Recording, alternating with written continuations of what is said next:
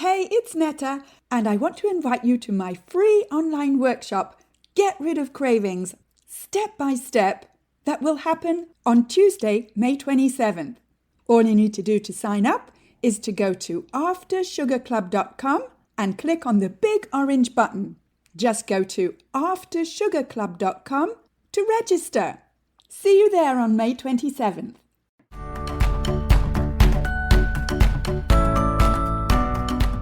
Welcome to the Life After Sugar podcast. The podcast that's not just about sugar, but about your relationship with it and also with food and especially with yourself. So if you want to discover your life after sugar and hear inspiring stories from all kinds of people who also cut out sugar in their way, at their pace, for their own reasons, this is the podcast for you. Because when you take away the sugar, you can finally discover the real sweetness in your life.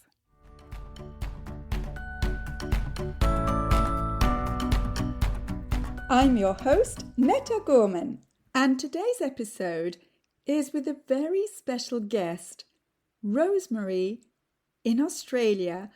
And Rosemary is a participant in my 12-week program, The Freedom from Cravings Formula. And I asked her for permission to share just a little bit of our conversation together during the program in one of her 12 weekly calls that I call accountability calls. And Rosemary was generous enough and brave enough to agree to sharing part of our conversation. And in this conversation, we talk about treats and triggers.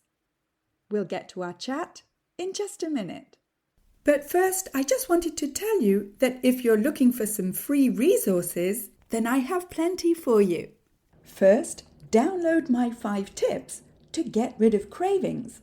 And those 5 tips may not be what you think they are. So go to aftersugarclub.com and download your 5 tips today. And while you're at aftersugarclub.com, why not take the cravings quiz? I created this cravings quiz specifically to help you start thinking more deeply about what triggers your cravings. And when you do this quiz, you'll get your personalized score as well as my practical tips to help you take your first step to get rid of cravings. Those free resources are at aftersugarclub.com.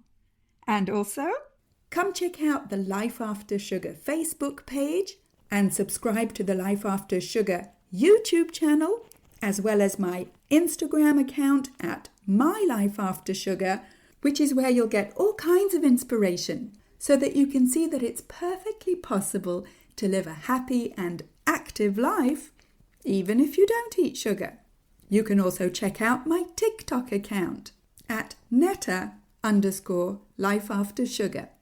All right, let's get to my chat with Rosemary, shared with permission. All right, and you've been working hard on the program, I see. Yeah, I have. And the taste versus treat was a really good episode, I thought. How did you relate to it? Yeah, fully relate to it because that's where you were and that's where I've been, and that's still, I'm still working towards that. And it was really interesting just how you were just saying, well, what does a treat equal? Because in our minds, a treat always equals food, like a treat. Since you were young, if you did something well, you got a treat, and it was a sugary type food. So it's really interesting to move away from that and say, well, a treat for me sometimes is being able to go for a walk on the beach with the dog. Yeah. And reframing that whole treat as well, and reframing it as well for my children, because I don't want, because I remember my sister saying this a while ago, don't equate, don't always be giving the kids the treats. Oh, but that's what you do, that's what you do. No, it doesn't need to be like that. Like, I mean, she said that 20 years ago, But I think just, in our parents didn't mean anything by it, or our grandparents. And it was interesting what you were saying about grandparents either. I always remember my great grandmother, when she was alive, her thing was the jam donuts, and we knew that when she was coming, we were going to get jam donuts. So it was great. Yeah. Yeah. I mean, Look, there's both sides to it, right? There's a look, that was her showing, her love and everything like that, which is fine. It's fine, but yeah, I just don't want that to always, like, for my kids, the treat doesn't always have to, which is really interesting, doesn't always have to equal food. Excellent. Yeah. It's that doesn't always have to, that's important, rather than at the end of the day what you actually do. If you do it with awareness, in my humble opinion, you're one step further than you were. Yeah, and also for me, it's having that treat and then overeating, of course, and then feeling not great after that anyhow. Like, psychologically, but also physically now. Like, I know if I have a binge on something that's sugar, I don't feel great after. Like, I go, oh, I actually don't feel that. Didn't give, the first part does gives you that response. Oh my gosh, that is so good. Oh, it feels. But then my problem is that, well, then I eat the whole container, and then after I eat the whole container, I don't feel great at all. I feel like, ugh. Yeah. Yeah, and it's that ability to project yourself to how you're going to feel after the initial relief. Yeah. Before you get started. Yeah. And it's like, sometimes, I know it was like that for me, it takes several dozen times before we're like, I don't want the bloating again. Yeah. Yeah, it's great that you're way ahead, like you're way faster than I was. So, well, I still, like, that's what I mean. I still had that moment, this week where I don't know if the word is indulge, but I didn't stop at one, and I had to have the whole packet, and I did feel awful after it. I was like, oh, why did I do that? I didn't really need to do that. But it was good to get that feeling after, I think, and just think, well, it didn't really make me. The first one made me feel great, but the 10th one didn't made me just feel sick. Yeah. Again, it can take a few dozen times before you're like, I don't want the again. Yeah, so good on you. Great, yeah. And the good thing about all those podcasts is you can listen to them however many times you want, go back to them, and if you'd have listened about a month ago, you may not have got so much out of it.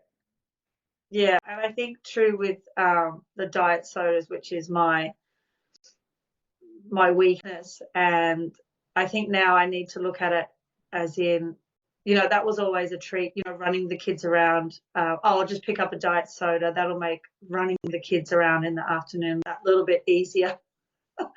We tell ourselves these things. Sure. But looking at it from a gut, like now, looking at it from a gut point of view, well, what is that actually doing for my gut? Is it really helping me? Because that's one thing I do want to work on, is like the yeast infections is bringing that down. And so it's not going to help my gut health at all. Yeah, very wise. It would be better just to take some nuts or something in the car, a few almonds or something like that, and just use that instead of using. And I think we also get that idea. I think it was an idea that, this will give me energy. The Diet Coke will pick me up. I think that was their slogan. So it's a pick me up. It gives you energy. You can, go on without having food. Without having a sugar. Like we said, oh well, I'm not going to eat sugar, but I'll have Diet Coke because that will do the trick. Yeah. And I won't get the calories. And you might get and it completely sidesteps the whole question of, why do I need a pick me up? Why am I down? Why is my energy down? Yeah. So it's sometimes asking the right questions or not. Yeah, that's great. I'm so happy to hear all of these insights that you're having. It's fantastic. Thank you.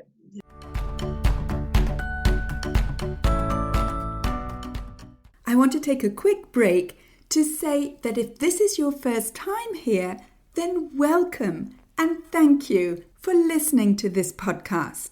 And whether you're new or a regular and you haven't yet rated or reviewed this podcast, could I ask you to scroll down and tap on the stars to rate this podcast and also to write a short review to let me know how this podcast is helping you in your life after sugar.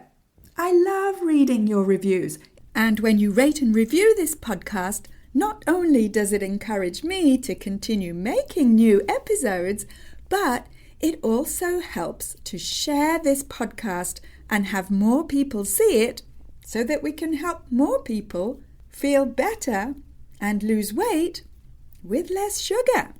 So again, thank you for rating and reviewing this podcast and for spreading the word about sugar.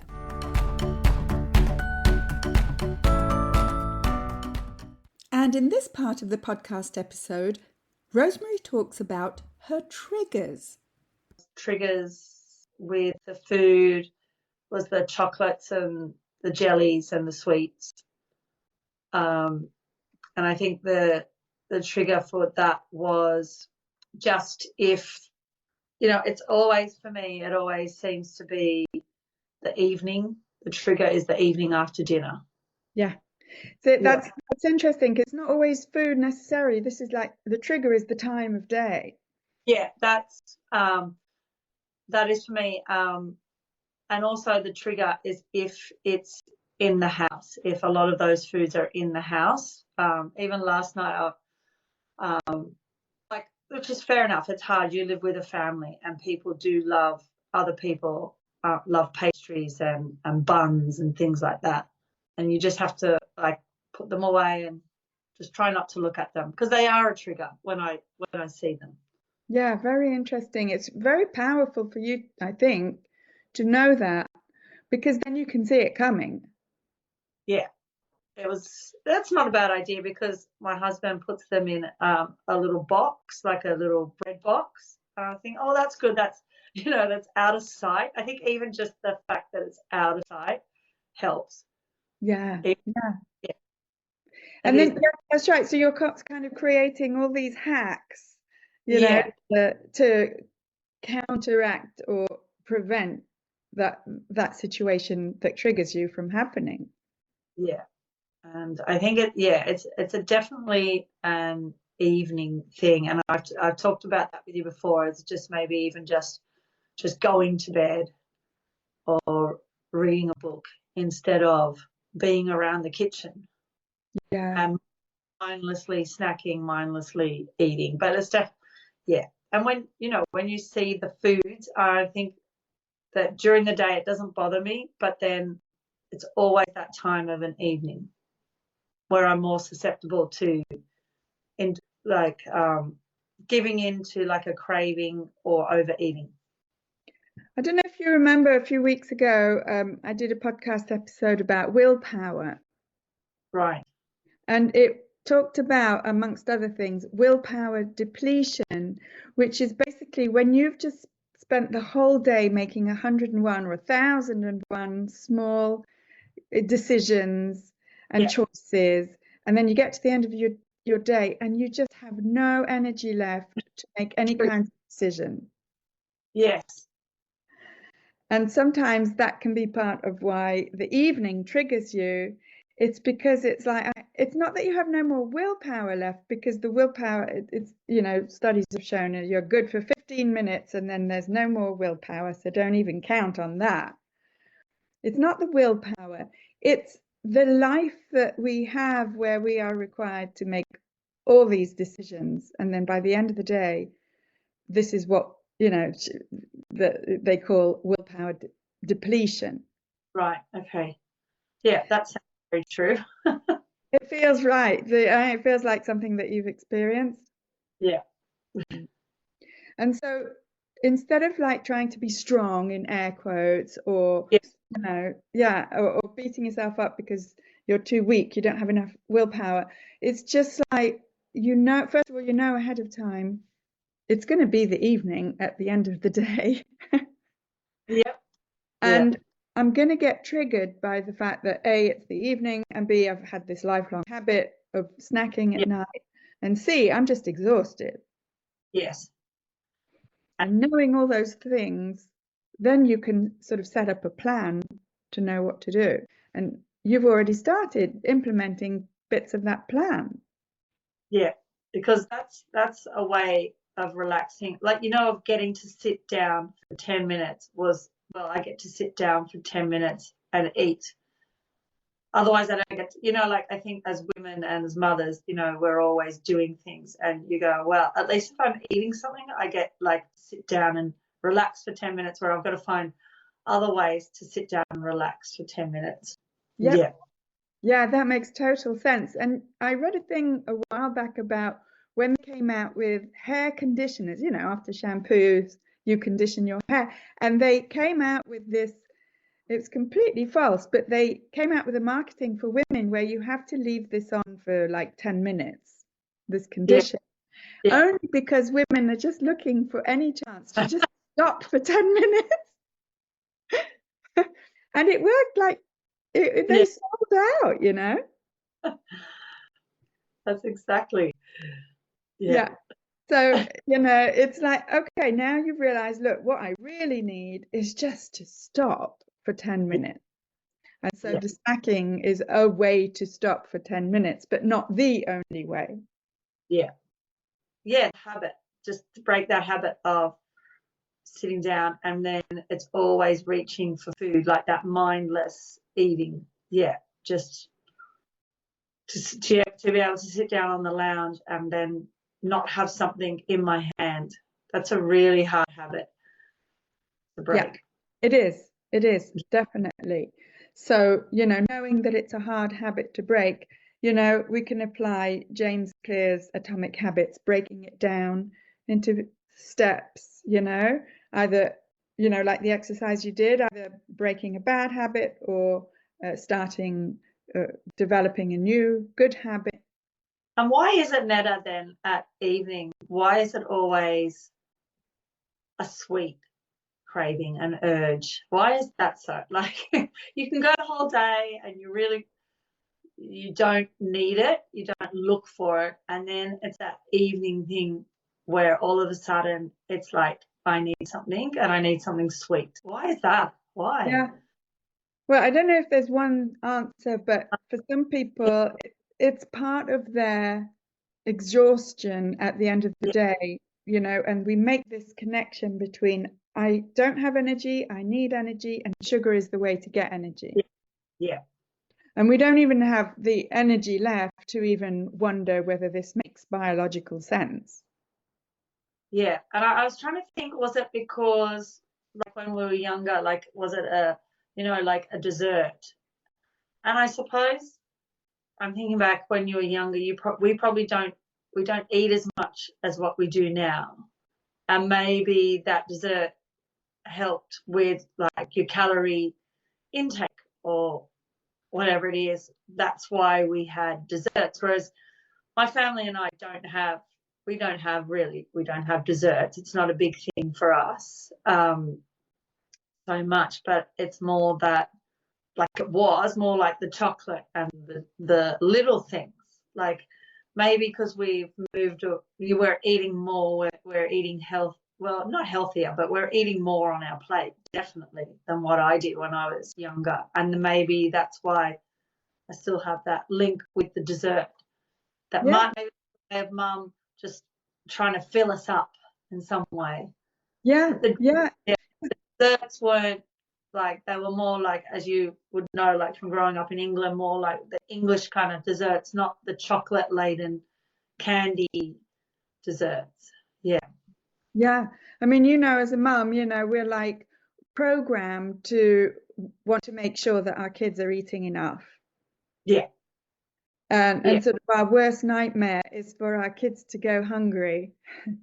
That's right. Yeah. And so it's almost as if we will do anything just to put something in their mouths. Yeah. Never mind what it is, and never mind whether it's not even nutritious. Yeah. True. And I remember when my kid, she was young she was only 7 when I stopped eating sugar. And, I didn't ever expect her to stop eating sugar. But along the years, her diet also changed because she ate what I made. And at some point, a few years later, she said to me, "Mum, can you stop giving me snacks? Because I just don't get hungry between meals and they will go to waste." Yeah. And I You're right. remember feeling very anxious that if she didn't eat snacks after her meals or in between meals, she would starve. Yeah.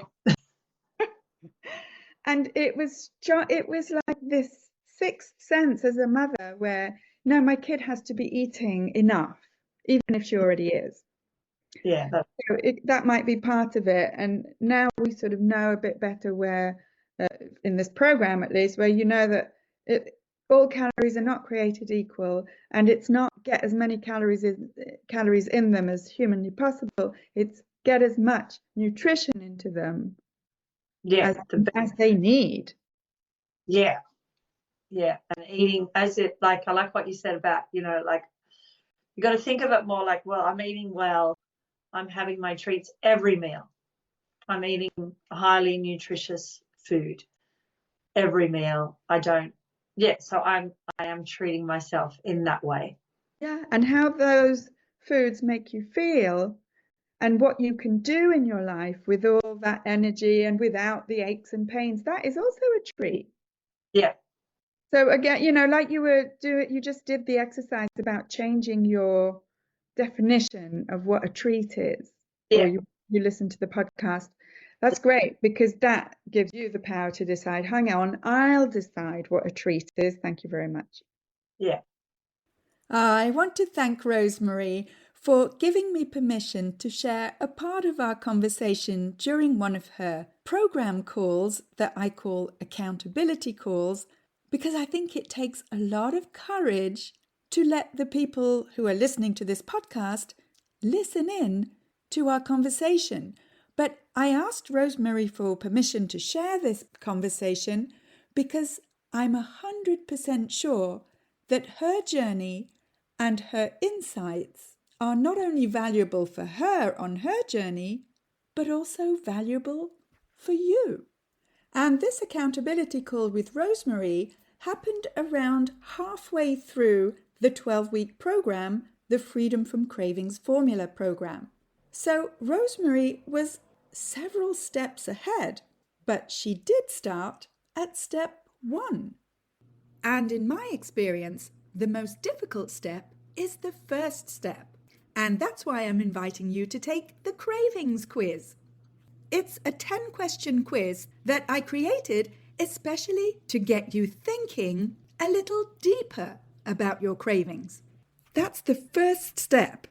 And if you want to go deeper and get the guidance and accountability that you need to get rid of your cravings, slim down, and finally feel in control around food, then the Freedom from Cravings Formula 90-day program could be exactly what you need. In the program, you'll get step-by-step guidance and customized support through the 5-step formula that I've developed to help you get control over cravings so that you can finally live your life with more energy and fit into your favorite clothes effortlessly and feel confident in your food choices so that you can ditch the shame and embarrassment that you feel every time your emotions make you slip or fall off the wagon, and so that you never feel like you're on some kind of a restrictive diet. If you're at the stage of your life where you're finally ready to look after yourself, let's chat. You can hop on a free clarity call with me at any time by going to aftersugarclub.com and clicking on Program at the top. You'll also find the link with the show notes together with this episode. So go to aftersugarclub.com. Speak soon. That's it for this week. Keep in touch and see you soon for another episode.